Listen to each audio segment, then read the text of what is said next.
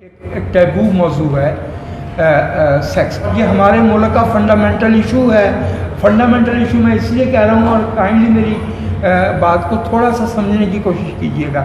قانون میں ایک بنیادی سی بات ہے کہ کرائم وہ ہے جس سے کسی کا ڈیمیج ہو.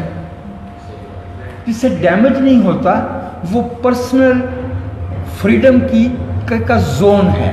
اس میں چوائسیز ہیں. لوگ لباس پتلون پہنتے ہیں یا دھوتی باندھتے ہیں, اس سے فرق نہیں پڑتا. ہم نے کہا تھا دیکھو جو باتیں کرائم نہیں ہیں تم اگر انہیں کرمنلائز کرو گے تو تم سوسائٹی کو نقصان پہنچاؤ گے. ہمیں کہا گیا کہ ہم اسلام دشمن, مغرب سے مرعوب بغیر لوگ ہیں جو ماؤں بہنوں بیٹیوں کو کسی مویشی خانے میں باڑے خانے میں باندھنا چاہتے ہیں بغیر جو کہا جا سکتا تھا وہ. آج دیکھیں کہ کیا ہوا ہے. آج یہ ہوا جو ملک کنسنسول سیکس کو کرمنلائز کرتا ہے وہاں ریپ پروسیکیوٹ نہیں ہو سکتا اور نہیں ہو سکتا. پاکستان میں ریپ کی سزا صرف وہاں دی جا رہی ہے جو کوئی ہائی پروفائل کیس نکل جائے, ورنہ ریپ کی سزا مختار ہماری کے مجرموں کو نہیں مل سکتی.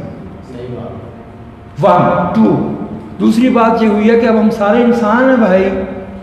ہم میں سے ہر ایک کا کوئی بھائی ہے, کسی کی ماں ہے, کسی کی بہن ہے, ہم خود ہیں. ہمیں نہیں معلوم ہم فرشتے ہیں.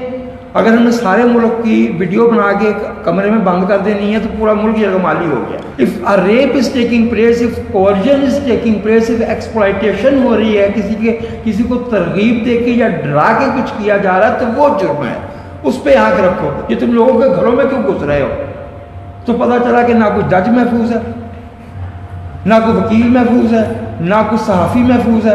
وہ ایشوز جو ہماری بہنوں کے, ہماری بیٹیوں کے, ہمارے بیٹوں کے جینوئن ایشوز ہیں, جینوئن ان کی آزادیوں کے کویسچنز ہیں, ان کو ہم نے پورن کے ساتھ یا چائلڈ ابیوز کے ساتھ یا کوئرژن کے ساتھ یا ایکسپلائٹیشن کے ساتھ یا ہیرسمنٹ کے ساتھ کنفیوز نہیں کرنا.